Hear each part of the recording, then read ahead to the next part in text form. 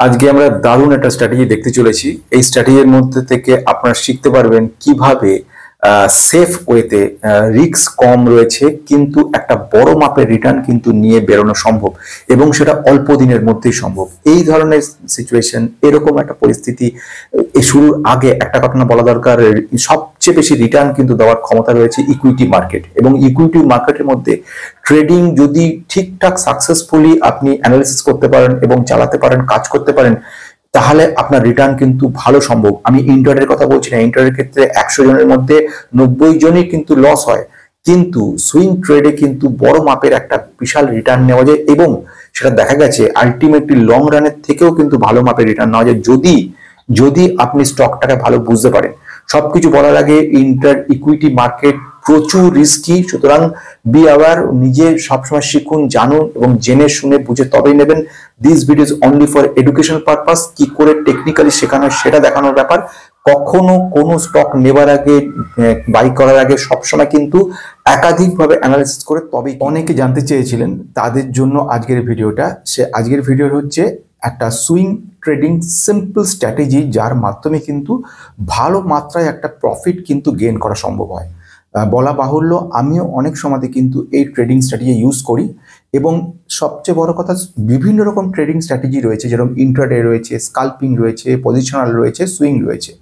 Intraday কথা অর্থ হচ্ছে শুধু একদিনের মধ্যে এক বা একাধিক ট্রেড যখন নেওয়া হচ্ছে তখন তাকে আমরা বলছি ইন্ট্রাডে। স্কাল্পিং হচ্ছে কিছু খুচরো পয়সা, 3 টাকা 10 পয়সা একটা যখন কিনে নিয়েছেন এবং 3 টাকা 12 পয়সা যেই হয়ে গেল সঙ্গে সেল করে দিলেন। এই মাত্র 2 পয়সা করে যদি 2 লক্ষ শেয়ার আপনার থাকে, অটোমেটিক্যালি 2000, 4000, 5000 আপনি কিনে নিতে পারছেন, প্রফিট আসছে। এইগুলো মারাত্মক রিস্কি।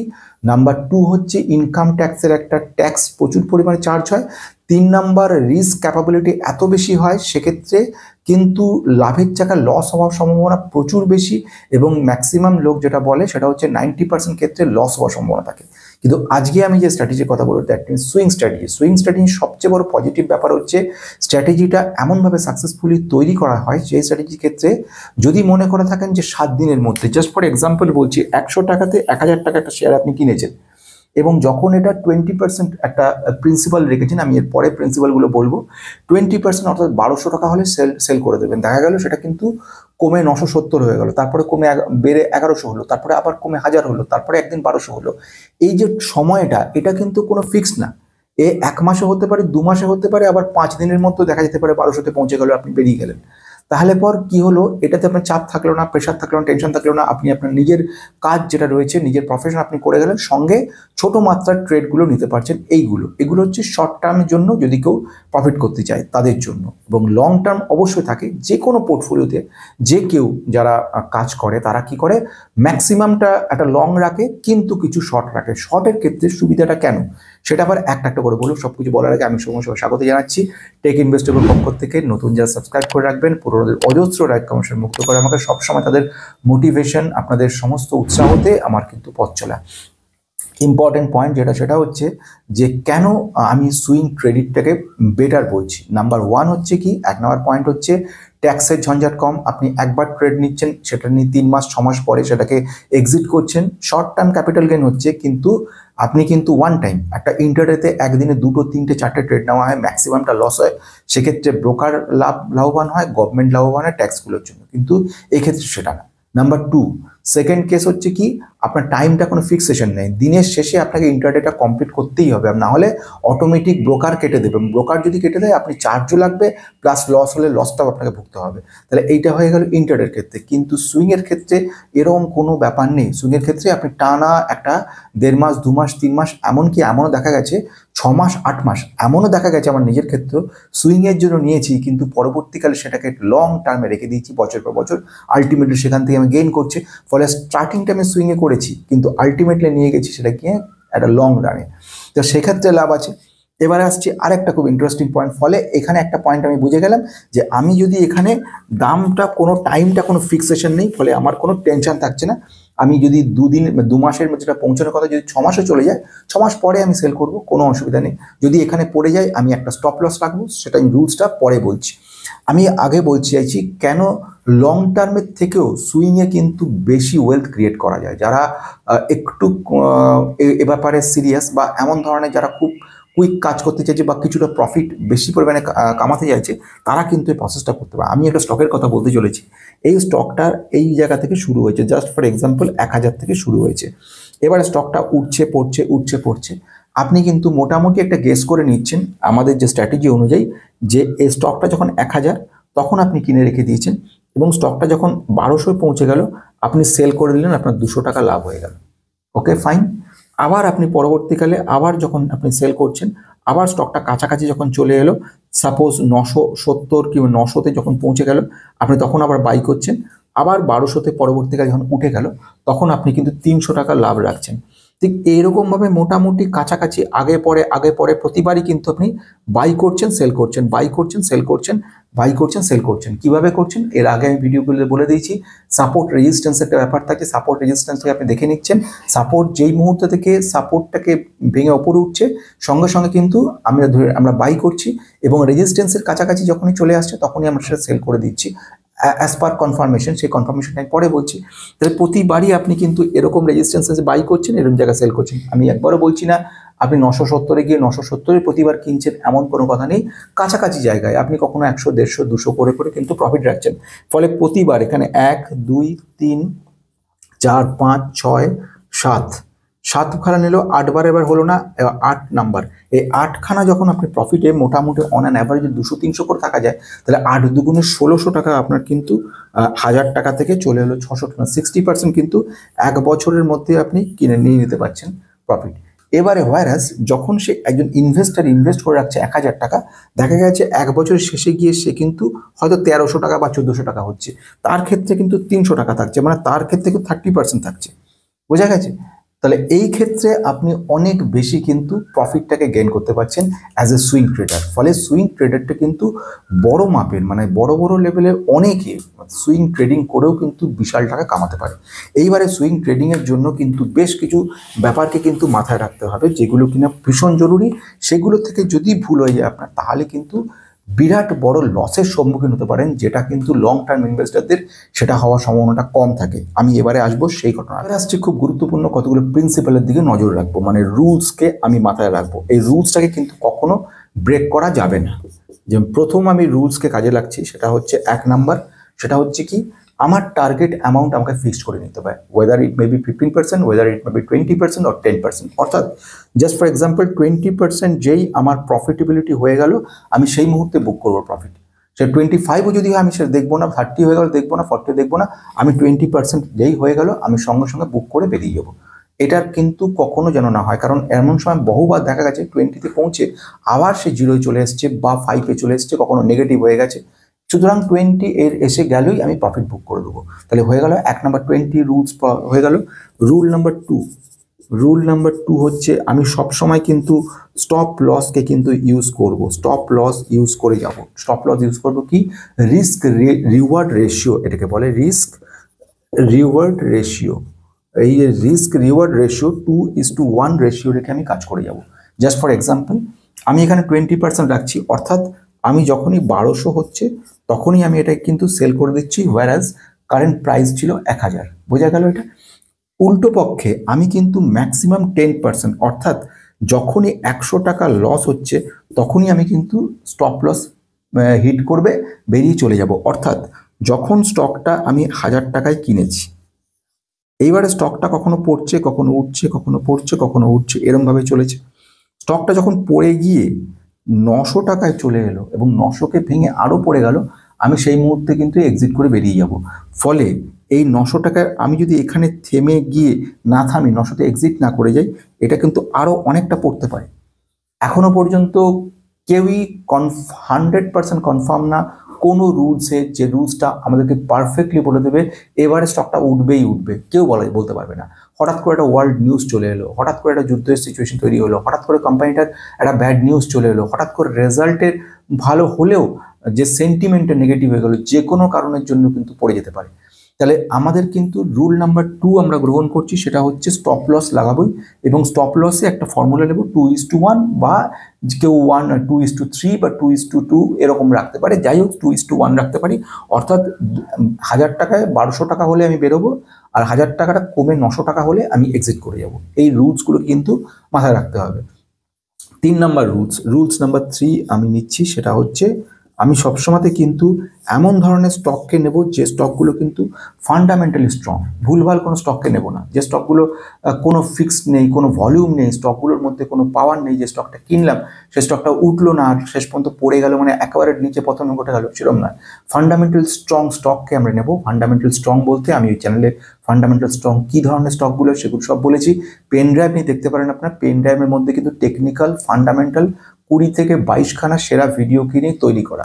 পেন ড্রাইভটা ইচ্ছা করলে 1600 টাকা মোটামুটি প্রাইস রেখেছি, ইচ্ছা করলে আপনার বাড়িতে পাঠিয়ে দেওয়া হয় উইদাউট ইউটিউব, আপনি যে কোনো সময় নিজেরা দেখে নিতে পারবেন। তাহলে হয়ে গেল রুল, 3টে রুলকে আমি মোটামুটি ফিক্সড ধরে নিই, আমাকে এগোতে হবে। এইভাবে কিন্তু আমি যদি এগোতে পারি, আলটিমেটলি কিন্তু আমরা খুব ভালো জায়গায় পৌঁছতে পারবো, একটা ভালো প্রফিট নিয়ে বেরোতে পারবো। এবার আসছি স্ট্র্যাটেজিগুলোর মধ্যে। স্ট্র্যাটেজিগুলোর মধ্যে কী স্ট্র্যাটেজি আমি প্রথমে বলে নিচ্ছি, সিম্পল স্ট্র্যাটেজি, কোনো রকম কমপ্লেক্সিটির মধ্যে যাবই না, একদম সিম্পল এবং এফেক্টিভ। এটাতে বিরাট কোনো বড় মাত্রায় প্রফিট কিছু হচ্ছে না, কিন্তু যে প্রফিটটা হয় সলিড প্রফিট গেট। আমরা ডেইলি চার্টকে ইউজ করব, ডেইলি টাইম ফ্রেম নেব, এটাকে টাইম ফ্রেম বলে। আমি আগে যদি ভিডিওগুলো না দেখে থাকো দেখে নেবে, টেকনিক্যালি বেশ কিছু জিনিস আমি এখানে বলেছিলাম, সেইগুলো নিয়ে বলেছি। টাইম ফ্রেমটা ডেইলি রাখবে, 1 নাম্বার। সেকেন্ড ওয়ান আমি কি নিয়েছি, আমি নিয়েছি আরএসআই ভ্যালুয়েশনের জন্য। আমাকে দেখে নিতে হচ্ছে আরএসআই যেন 30 বা তার নিচে থাকে, এই ধরনের স্টক যদি হয় সব থেকে ভালো হয় এটা। আর যদি সেক্ষেত্রে হয়ে থাকে ম্যাক্স টু ম্যাক্স কনসিডার করা যায় 40, এরকম ধরনের স্টকগুলো আমাদের দেখে নিতে হবে। নাম্বার সি, আমরা কি করেছি, মুভিং অ্যাভারেজ ইএমএ নিয়েছি। দুটো মুভিং অ্যাভারেজকে নিয়ে আমরা কাজ করব, একটা হচ্ছে 200-ডে মুভিং অ্যাভারেজ, আরেকটাকে ইএমএ নেব, এটা হচ্ছে 50 মুভিং অ্যাভারেজ। আমি জানি এখানে বিভিন্ন রকমের মুভিং অ্যাভারেজ সুইংয়ে নেয়, অনেকে এরকম নেয় 8 নেয়, 16 নেয়, 3 নেয়, 3, 8, 16-এর একটা কম্বিনেশন করে অনেকে নেয়। কিন্তু এগুলো অবশ্য আছে, হাজার রকমের হাজারটা পথ রয়েছে এবং অনেক পথে অনেক সাকসেস পাওয়া যায়। আমি আমার কথাটা বলছি, আমি যে ধরনের পলিসি ইউজ করি, আমি যেটা শিওর শর্ট থাকি, কারণ 200 মানে আরও কনফার্ম করে আমাকে যে এটা শিওর সাকসিড করবেই করবে। আমি এরপর টেকনিক্যালে যাব, সেখানে চার্টটা দেখাবো, সেখানে আমি বোঝানোর চেষ্টা করব টেকনিক্যাল ব্যাপারটা। টেকনিক্যালে যারা আগে কখনো দেখেননি তারা আগের ভিডিওগুলো দেখে নিতে পারেন, সেখানে আমি ডিটেলস কিন্তু বুঝিয়েছি। এখানে শুধুমাত্র আমি এই পার্টটাকে বোঝানোর চেষ্টা করছি। এই চার্টটা মধ্যে আমি এখন আপাতত যে কোম্পানি নিচ্ছি এক্সেল টেকনোলজি, যে কোনো কোম্পানি নিয়ে কাজ করা যায়, আমি জাস্ট দেখাচ্ছি এবং একাধিক কোম্পানিকে আমি দেখাবো। এবং এই যে ভেরি সিম্পল যে রুলটা বলেছি সেটা ফলো করার জন্য, প্রথম ঘটনা এখানে হচ্ছে 1 নম্বর ডে চার্ট আমি নিয়েছি, ডে চার্টে কাজ করছি। বেসিক্যালি যেহেতু সুইং ট্রেড কথার অর্থ হচ্ছে বেশ কিছুটা সময় দিই, 7 দিন হতে পারে, 5 দিন হতে পারে, আবার মাসের পর মাস লেগে যেতে পারে। সেক্ষেত্রে আমি কিন্তু ডে চার্টটা নেব। আমি খুব সিম্পল দুটো ইন্ডিকেটার নিয়ে নিয়েছি, একটা 50 ইএমএ এক্সপোনেনশিয়াল মুভিং অ্যাভারেজ আর 200 এক্সপোনেনশিয়াল মুভিং অ্যাভারেজ। এটা ক্রস ওভার তৈরি করে, এটা ব্রেকআউট তৈরি হবে এবং ব্রেকআউটটা যেই তৈরি হয়ে যাচ্ছে সেখানে আমাদেরকে কিন্তু একটা জায়গা তো বলে দিচ্ছে যে এবারে একটা ইন্ডিকেট করে দেয়। এই ইন্ডিকেট সবসময় মোটামুটি, যেহেতু এগুলো বড় মাপের, অনেকে যেটা বলছিলাম 8 দিয়ে 16 দিয়ে 3 দিয়ে একটা তৈরি করে, সেগুলো খুব শর্টে। আর বড় মাপে যেগুলো হওয়ার সম্ভাবনাটা খুব বেশি থাকে, কনফার্মেশনটা খুব বেশি মাপের দেয়। আর 50 আমাকে কনফার্ম করে দেয়। 200 যখন 50 ক্রস করে ওপরে উঠে যাচ্ছে, জাস্ট ফর এক্সাম্পল দেওয়ার চেষ্টা যদি করি, দুটো এরকম অবস্থাতে যখন স্টকটা প্রথমে পড়তে শুরু করেছে এরকম জায়গাতে, এই হচ্ছে 200 মুভিং অ্যাভারেজ, এটা হচ্ছে 50 মুভিং অ্যাভারেজ। যখনই এখানে যখন 200-কে এই গ্রিন কালারের 50 যখন ক্রস করে যাচ্ছে ফার্স্ট জায়গা, তখন এবং সঙ্গে সঙ্গে যখন এখানে একটা ফার্স্ট লেভেলের গ্রিন ক্যান্ডেল জেনারেট করছে, এটা আমাদের কনফার্মেশন দিচ্ছে, দুটো কনফার্মেশন, যে 1 নাম্বার হচ্ছে এটা একটা সুন্দর জায়গা তৈরি করছে এবং আমাদেরকে পজিটিভ জায়গা তৈরি করবে। আমরা সঙ্গে সঙ্গে কিন্তু এর যে এটা হলো প্রথম কাজ। সেকেন্ড হচ্ছে এই ক্যান্ডেলটা, যেই এই ক্যান্ডেলটা জেনারেট হয়ে গেল মানে আমরা বুঝতে পারলাম ব্রেকআউট বলে এটাকে, ব্রেকআউট যে হয়ে গেল, আমরা তখন কিন্তু এরকম জায়গাতে কিন্তু বাই করে নিচ্ছি। বাই হয়ে গেল এই জায়গায়, যখনই বাই করে নিচ্ছি এবং 1 নম্বর পয়েন্ট এটা আমরা দেখলাম, 2 নম্বর আরএসআই দেখে নিলাম, 3 নম্বর বাইং জায়গা তৈরি হলো। স্টপ লসটা কোথায় রাখবো? স্টপ লস হচ্ছে এই যে রেড ক্যান্ডেলটা তৈরি হয়েছে, এই রেড ক্যান্ডেলের নিচের জায়গাতে কিন্তু স্টপ লস রাখা যেতে পারে। এটা হচ্ছে as per total technical point. আর আমি যেটা করি, আমি আবার একটু আলাদাভাবে করি, নিজস্ব মতো করে এটা বানিয়ে নেওয়া। সেটা হচ্ছে আমি যেটা আগেই বলছিলাম, আমি এখানে ইন্ডিকেটর আমাকে বাই সিগন্যাল দিয়ে দিল, আমি তখন বাই করলাম, ঠিক কথা। কিন্তু যখন আমি স্টপ লস দেবো, জাস্ট ফর এক্সাম্পল আমি দেখে নিচ্ছি আমি প্রফিটেবিলিটিটা কতটা রাখছি। যদি প্রফিটেবিলিটিটা আমার থাকে এখানে 20%, এটা যদি 20% প্রফিটেবিলিটি রাখি, এতটা পর্যন্ত গেস করি এই পর্যন্ত উঠবে অ্যাজ পার সাপোর্ট রেজিস্ট্যান্স, তাহলে ঠিক আমি অপোজিট পক্ষে ঠিক এইখান থেকে অতটা, অর্থাৎ 10% যখন নিচে পড়ে যাচ্ছে সেই জায়গাতে আমি কিন্তু স্টপ লসটা রাখছি। বোঝা গেছে এটা? কারণ অনেক সময়তে ফলস একটা কেস তৈরি করে, যেরকম ফলস কেস হয়ে এটা উঠে গিয়ে আবার কিছুটা পড়তেই পারে এটা, কিন্তু যতক্ষণ স্টপ লসে হিট না হয় ততক্ষণ পর্যন্ত আমি সেল করছি না। কিন্তু কিন্তু এ হলে কিন্তু এখানে স্টপ লসে হয়তো এখানে সে হিট করে গেল, আমি কিন্তু সেখানে করছি না, আমি 10% পুরো কমপ্লিট হচ্ছে, চলে আসছে এরকম জায়গায়, তখনই আমি এটাকে এক্সিট করছি, নাহলে এক্সিট করছি না। এইবার এটা চলে গেল, তাহলে বোঝা গেল 1 নম্বর পয়েন্ট 200 মুভিং অ্যাভারেজ, যখন 50 মুভিং অ্যাভারেজ 200কে কেটে বেরিয়ে যাচ্ছে ওপরে, সেই জায়গা থেকে আমাদের একটা বাইং অপরচুনিটি তৈরি করছে। একটা অপরচুনিটি হচ্ছে কি, 1 নম্বর ডাউন ট্রেন্ড রয়েছে, ডাউন ট্রেন্ডের পর ফার্স্ট এখানে একটা গ্রিন ক্যান্ডেল জেনারেট করে আমাদেরকে কনফার্মেশন দিল ব্রেকআউটের। সেকেন্ড গ্রিন ক্যান্ডেল যেখানে স্টার্ট হলো সেখান থেকে আমার বাইং রেঞ্জ তৈরি হলো। স্টপ লস কোথায় রাখছি? স্টপ লস রাখছি আপার সাইড, দেখে নিচ্ছি কতটা। জাস্ট ফর এক্সাম্পল এইটা যদি আমাদের জায়গা তৈরি হয়, এইটা আমাদের যদি রেজিস্ট্যান্স হয়, এটা যদি আমাদের সাপোর্ট তৈরি হয়, তাহলে এই গেসটা আমি যদি ধরে নিই, এটা যদি 20 টাকা হয়, তাহলে আমি নিচের দিকে 10 টাকাটাকে আমি ধরে নেবো, সেটা হচ্ছে আমার স্টপ লস। তাহলে এইভাবে আমি এগোচ্ছি। বোঝা গেছে এটা? এইরকমভাবে টোটালটা হয়। এবারে আমি কি কাজ করব? এবারে আমি প্র্যাকটিক্যাল দেখাবো যে জায়গাটা কীরকম হয় এবং কী ধরনের স্টকটা কীভাবে কাজ করে, এই মধ্যে আমরা ব্যাপারটা বুঝতে পারবো। তাহলে রুলসগুলোকে মনে রেখে কাজ করতে হবে। আসা যাক ইন্টারেস্টিং জায়গার দিকে। প্রতিবার যেটা আমি বলছিলাম, যখনই একবার করে রেড ক্যান্ডেলকে গ্রিন ক্যান্ডেল নিচ থেকে ওপরে, যখনই প্রতিবার এই রেড লাইন অর্থাৎ 200 EMA কে 50 EMA ক্রস করছে এবং নিচ থেকে ওপরে কাটছে, একটা বাইং অপরচুনিটি তৈরি করে। কোথায় করছে? প্রথম আমি চলে আসছি এরকম জায়গাতে, একটা ইন্টারেস্টিং জায়গা দেখলে বুঝতে পারবে। এইখানটা আসছে, এখানে অর্থ হচ্ছে 12ই জুন 2024-এ এইরকম একটা জায়গা তৈরি করেছে এবং এখানে RSI কিন্তু 32-এর কাছাকাছি ছিল, তারপরেই কিন্তু জাম্প করেছে। আমি ফার্স্ট শুধুমাত্র গোল্ডেন ক্রস ওভার বলে, 50-কে যখন 200কে ক্রস করছে 50, এটা একটা গোল্ডেন ক্রস ওভার বলে। গোল্ডেন ক্রস ওভার মানে তুমি RSI আপনার ভ্যালুয়েশন না দেখলেও চলবে, এটা এতটাই কনফার্মেশন তৈরি করে দেয় এখানে। এবং এখানে অর্থাৎ এই জায়গা ছিল 1401, সেখান থেকে শুরু করে মোটামুটি চলে যাচ্ছে 1800-তে, কিন্তু কনফার্মেশন তৈরি করে দিচ্ছে আমাদেরকে, এতটা বেশি করে দিচ্ছে। এবারে কনফার্মেশনটা কিভাবে হচ্ছে, এবারে একটু সামনে যাচ্ছি, এবারে একটু জুম করে দিচ্ছি ব্যাপারটা বোঝানোর জন্য। চলে আসা যাক, কেন বলেছি এখানে ক্রসওভারের কথাটা। এখানে একটা ক্রসওভার তৈরি করেছে শর্ট মাপে, এবারে একটা সেকেন্ড কনফার্মেশন ব্রেকআউট দিচ্ছে, একটা গ্রিন ক্যান্ডেল। আমি যেটা আগে বলেছি, এই গ্রিন ক্যান্ডেলকে ছাড়িয়ে যখনই যাচ্ছে এরকম জায়গা বাইং রেঞ্জ আমি তৈরি করে নিচ্ছি। এবারে সেটা গিয়ে টোটাল চলে যাচ্ছে একদম উপর পর্যন্ত, এরকম জায়গা 1647-এর কাছাকাছি জায়গায় চলে গেল। এরকম জায়গাতে যাওয়ার পরে এবারে সেকেন্ড কনফার্মেশন নেগেটিভ হওয়ার পরে এখানে আমি সেল করতে পারি, অথবা এটাকে আমি ধরে রাখতে পারি টানা, এটা গিয়ে কিন্তু 1800-তে চলে যাচ্ছে।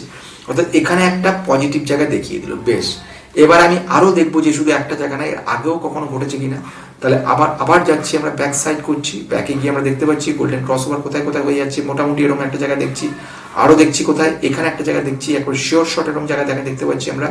এই দেখার পরে আমাদের এখানে চলে আসছে, এরকম জায়গা থেকে নিয়ে এরকম উঠে যাচ্ছে, উঠে গিয়ে শুরু হয়েছিল কোথায়, এখানে ভ্যালুয়েশন থেকে টেনে নিয়ে যাচ্ছে। এবার এখানে আমি কেন নিতে পারছি না এরকম জায়গাতে, কারণ এটা কিন্তু ওভার ভ্যালুড দেখাচ্ছে, ফলে এই কনফার্মেশনটা কিন্তু এখানে দেখাচ্ছে ওভার ভ্যালুড। বোঝা গেছে এটা? ঠিক এভাবে এর আগের ঘটনাগুলো যদি দেখি, কনফার্মেশন ধরো উল্টো দিকে হচ্ছে, অর্থাৎ এখানে যখন উল্টো ক্রসওভার, এটা কিন্তু রেডকে গ্রিন কাটছে ওপর থেকে নিচে, ফলে এটা কিন্তু সেল করার একটা ইন্ডিকেট করছে। আমি যদি শুধু সিম্পলভাবে বাইং এর জায়গায় যেতে চাই, শুধু দেখবো এর আগে আমি এরকমভাবে আরো অন্য অনেকগুলো কোম্পানির ক্ষেত্রে দেখাতে চাইছি, যেটা আমি পরের যে কোম্পানিটার কথা বলতে চাইছি সেম ভাবে এখানেও আমরা দেখতে পাচ্ছি। এটা আমি আরেকটা কোম্পানিতে যাবো, সেটা হচ্ছে খুব ইন্টারেস্টেড ডিপোজিটের কাজকর্ম হচ্ছে সবসময়তে। এরা কিন্তু একটা মনোপলিস্টিক বিজনেস করছে। আমরা যখনই ইকুইটি স্টক কিনছি বিক্রি করছি, তার ব্রোকারেজ হিসেবে বোম্বে স্টক এক্সচেঞ্জের এরা কিন্তু একটা ডিপোজিটরি বলা হয়।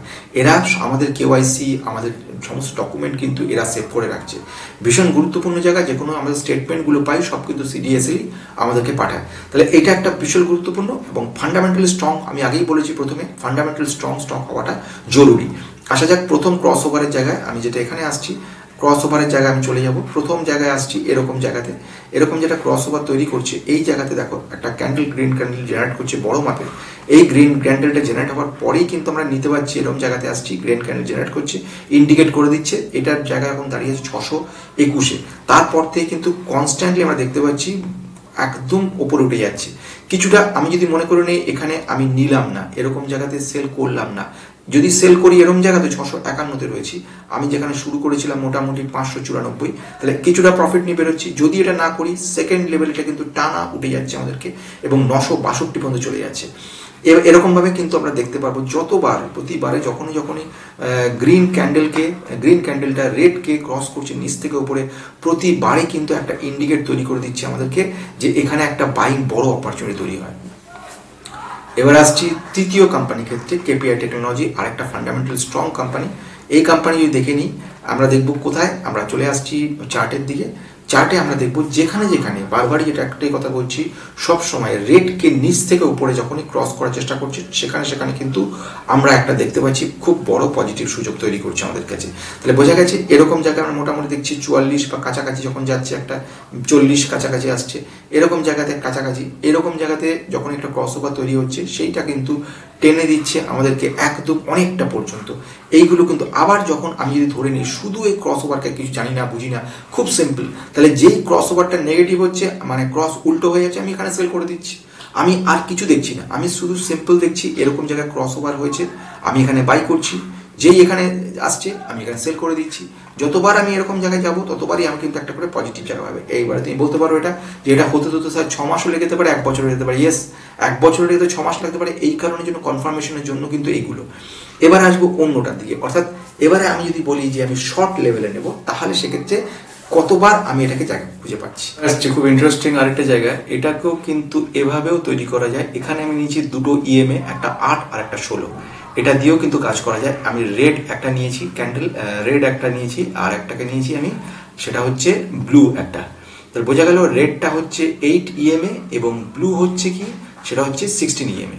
এবার প্রতিবার যখনই রেড ব্লুকে ক্রস করে যাচ্ছে সেই জায়গাগুলোতে কিন্তু ইন্ডিকেট করে দিচ্ছে আমাদেরকে একটা পজিটিভ জায়গা। জাস্ট ফর এক্সাম্পল এবার আসছি, সেটা খুব একটা ইন্টারেস্টিং। যেমন মনে করে নেওয়া যাক, যদি আমি এখানে দেখি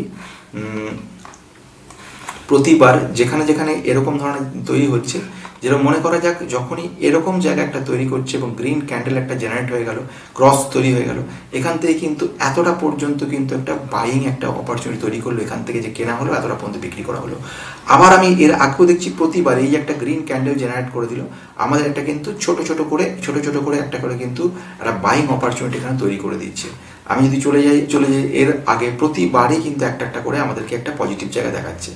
আমি যদি চলে আসি এরকম জায়গাতে, এখানেও আমরা দেখতে পারবো একটা পজিটিভ জায়গা, আমরা দেখতে পাচ্ছি এখানেও, এখানে একটা ক্রস ওভার তৈরি হয়ে গেছে। লক্ষ্য করে দেখলে দেখতে পারবে যে এখান দিয়ে এখানে একটা কিন্তু ব্লু কালারের যে লাইন রয়েছে তাকে কিন্তু রেড নিচ থেকে ওপরে কেটেছে, অর্থাৎ এরকম যখন হচ্ছে এখানেও কিন্তু একটা সাকসেসফুল হচ্ছে ব্যাপারটা, এবং এখানেও একটা ক্রস ওভার তৈরি করা যাচ্ছে। এই ক্রস ওভার যেই তৈরি হচ্ছে তারপরে যে গ্রিন ক্যান্ডেল জেনারেট করছে, এখানে আমরা কিন্তু একটা যাকে বলবো আমরা বাই করছি এরকম জায়গা থেকে, আর স্টপ লস করে দিচ্ছি এরকম জায়গা থেকে।